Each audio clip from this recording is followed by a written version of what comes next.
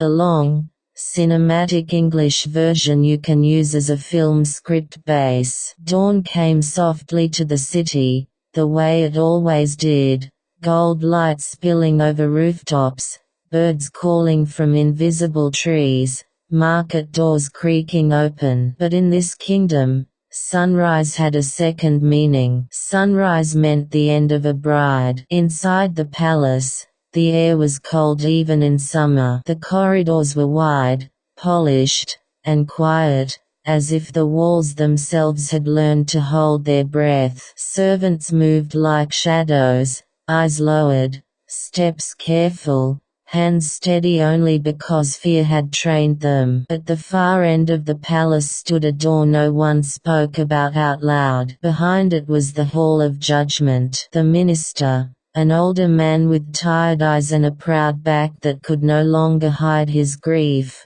stood outside that door with a scroll in his hands. The scroll was the official record, names, dates, seals, a list that had become a curse. His fingers trembled as he looked down at the newest name written in fresh ink. He didn't want to read it again, but his eyes betrayed him. He knew the handwriting. He knew the stamp. He had signed it himself. A guard nodded. The minister swallowed hard. The door opened. There was no scream, only a distant sound, metal shifting, footsteps, a short command, and then silence. A silence so complete it felt louder than any cry. The minister closed his eyes for a moment, and in that one moment he saw every family that had come to him begging, every mother who had kissed her daughter goodbye as if it were a funeral, every father who had stared at the palace gates with helpless hatred. He walked out of the corridor like a man leaving a graveyard. In the center of the palace sat King Sheherazade,